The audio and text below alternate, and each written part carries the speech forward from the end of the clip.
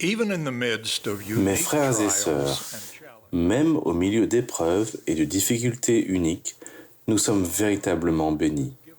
Cette conférence générale nous a apporté un déversement des richesses et de la joie qui découlent du rétablissement de l'évangile de Jésus-Christ. Nous nous sommes réjouis de la vision du Père et du Fils qui a été le point de départ du rétablissement. Nous nous sommes remémoré la parution miraculeuse du livre de Mormon, dont l'objectif principal est de témoigner de Jésus-Christ et de sa doctrine. Nous avons été régénérés par la réalité joyeuse de la révélation donnée aux prophètes ainsi qu'à nous personnellement. Nous avons entendu de précieux témoignages de l'expiation infinie de Jésus-Christ et de sa résurrection littérale. Et nous avons appris d'autres vérités de la plénitude de son évangile révélé à Joseph Smith, après que Dieu le Père a déclaré à ce prophète nouvellement appelé « Celui-ci est mon Fils bien-aimé, écoute-le ». Notre connaissance du rétablissement de la prêtrise et de ses clés a été confirmée. Nous avons été renforcés dans notre détermination de faire connaître l'Église rétablie du Seigneur par l'emploi de son nom correct, l'Église de Jésus-Christ des saints des derniers jours. Et nous avons été invités à nous unir par le jeûne et la prière avec pour objectif de limiter les effets présents et futurs d'une pandémie mondiale dévastatrice. Ce matin, nous avons été inspirés par le prophète vivant du Seigneur qui nous a présenté une déclaration historique du rétablissement. Nous confirmons sa déclaration, à savoir que les personnes qui étudient le message du rétablissement à l'aide de la prière et agissent avec foi auront la bénédiction d'obtenir leur propre témoignage de sa divinité et de son but de préparer le monde pour la seconde venue promise de notre Seigneur et Sauveur Jésus-Christ. Tout cela fait partie d'un plan divin dont le but est de permettre aux enfants de Dieu d'être exaltés et de devenir semblables à lui. Appelé dans les Écritures le grand plan du bonheur, le plan de rédemption et le plan de salut, ce plan, révélé par le rétablissement, a vu le jour lors d'un conseil dans les cieux. En tant qu'esprit, nous désirions acquérir la vie éternelle dont jouissaient nos parents célestes. Jusque-là, nous avions progressé autant que nous le pouvions, sans l'expérience de la condition mortelle dans un corps physique. Pour que nous puissions faire cette expérience, Dieu, le Père, a planifié la création de cette terre. Dans cette vie terrestre, il était prévu que nous serions souillés par le péché et rencontrerions l'opposition nécessaire à notre progression spirituelle. Nous serions aussi soumis à la mort physique. Afin de nous racheter de la mort et du péché, le plan de notre Père Céleste prévoyait un Sauveur. Sa résurrection nous rachèterait tous de la mort, et son sacrifice expiatoire paierait le prix requis pour que nous soyons tous purifiés du péché aux conditions prescrites pour notre progression. L'expiation de Jésus-Christ est essentielle au plan du Père. Dans le Conseil des cieux, tous les enfants d'Esprit de Dieu ont eu connaissance du plan du Père, y compris de ses conséquences mortelles et de ses épreuves, de l'aide offerte par Dieu, ainsi que de la destinée glorieuse qu'il prévoit. Nous en avons vu la fin dès le début.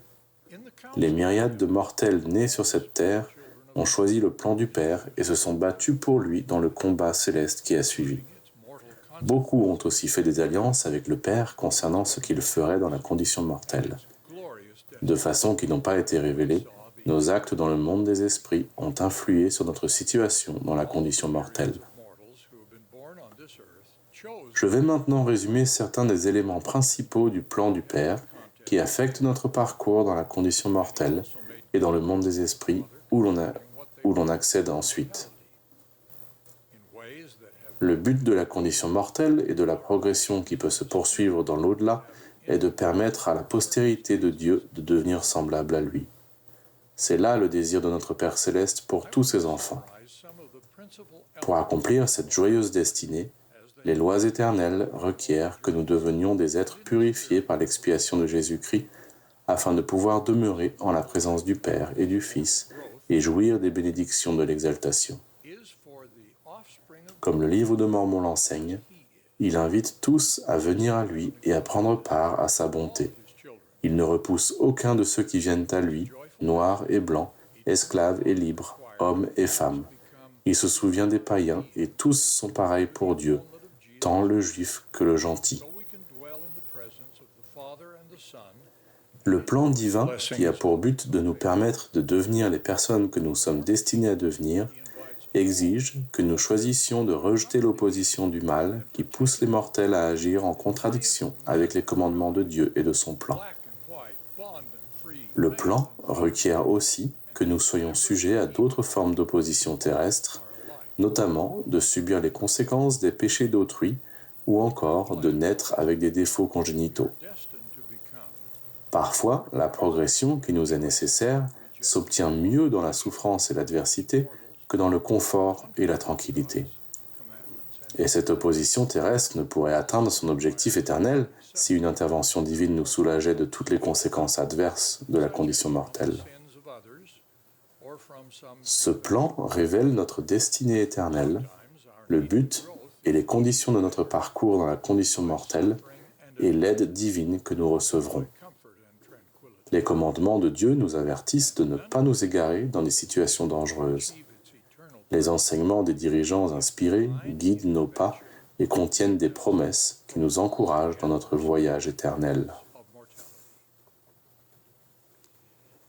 Le plan de Dieu comporte 4 grandes assurances qui nous aideront au cours de notre voyage dans la condition mortelle. Elles nous sont toutes accordées par l'expiation de Jésus-Christ, pièce centrale du plan. Premièrement, nous avons l'assurance que parce qu'il a souffert pour les péchés dont nous nous repentons, nous pouvons en être lavés. Alors, le juge final et miséricordieux ne s'en souviendra plus. Deuxièmement, par son expiation, notre Sauveur a pris sur lui toutes les autres infirmités de la condition mortelle. Cela nous permet de lui demander la force de supporter chacun des fardeaux inévitables de la condition mortelle, personnels ou généraux, tels une guerre ou une pandémie. Le livre de Mormon nous donne la description scripturaire la plus claire de ce pouvoir essentiel de l'expiation.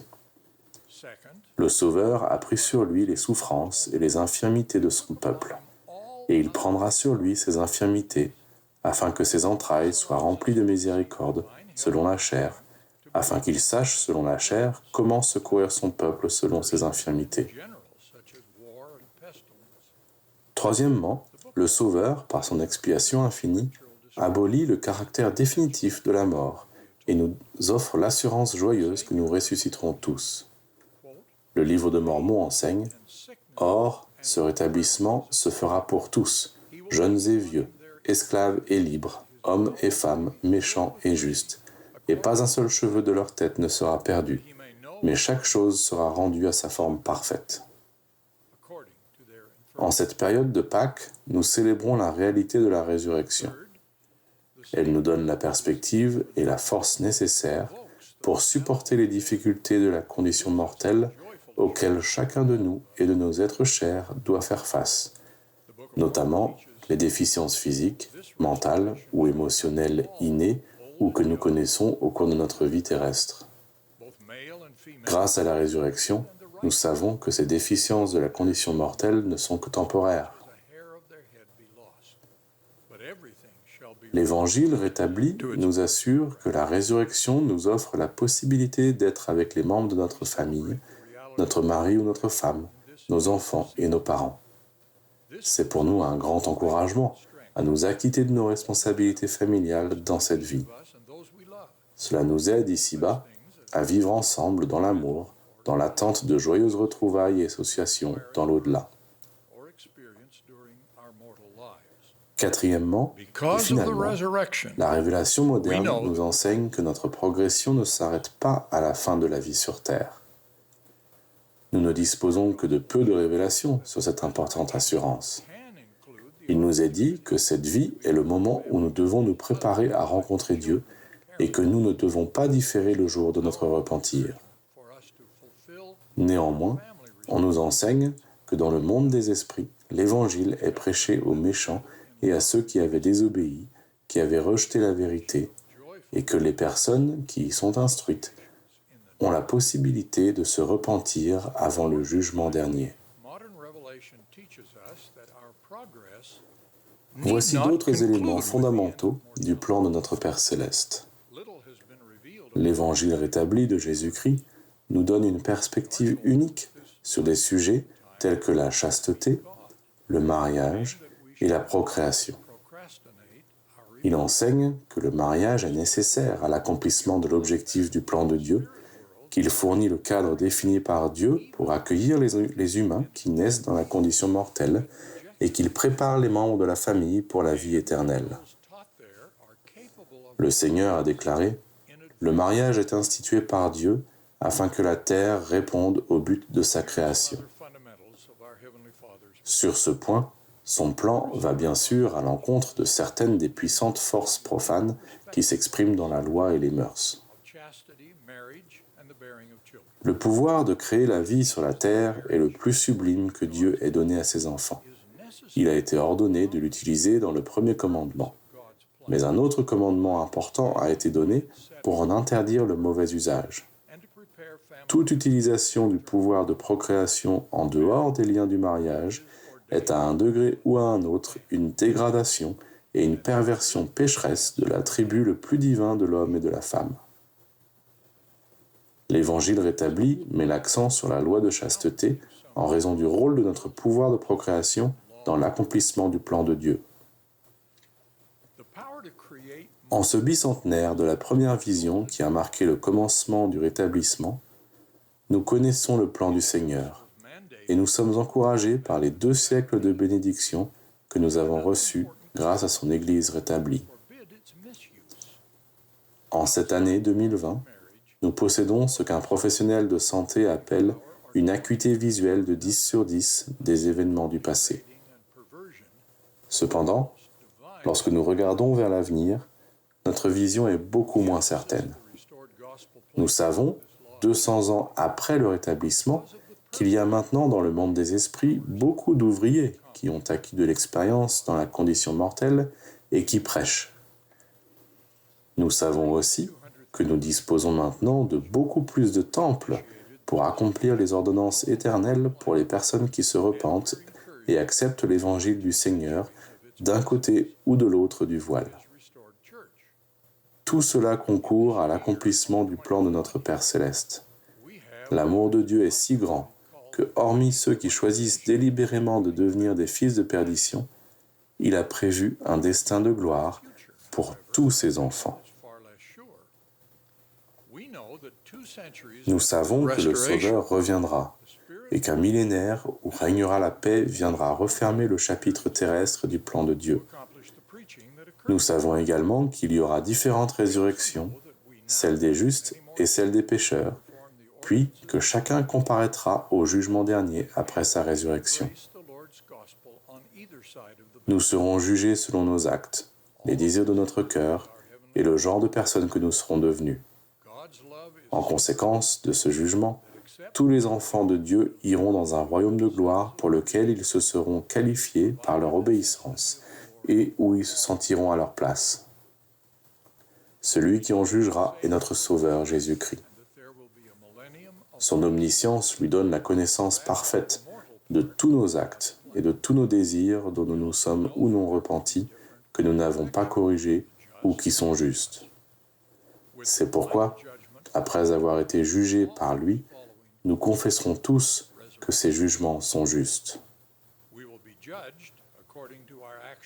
Pour conclure, je vous exprime la conviction qui m'a été donnée par de nombreuses lettres et par l'examen de nombreuses demandes de réintégration dans l'Église, après retrait du nom ou après apostasie. Beaucoup de nos membres ne comprennent pas ce plan du salut, qui répond à la plupart des questions relatives à la doctrine et aux règles inspirées de l'Église rétablie. Nous, qui connaissons le plan de Dieu et avons fait alliance d'y prendre part, avons la responsabilité indéniable d'enseigner ces vérités et de faire tout notre possible pour les annoncer aux autres, chacun selon notre propre situation dans ce monde. Je témoigne de Jésus-Christ, notre Sauveur et Rédempteur, qui rend tout cela possible. Au nom de Jésus-Christ, Amen. Many requests to return to the church after name removal or apostasy. Many of our members do not fully understand this plan of salvation, which answers most questions about the doctrine and inspired policies of the restored church. We who know God's plan and who have covenanted to participate have a clear responsibility to teach these truths and do all that we can to further them for others and in our own circumstances in mortality. I testify of Jesus Christ, our Savior and Redeemer, who makes it all possible. In the name of Jesus Christ, amen.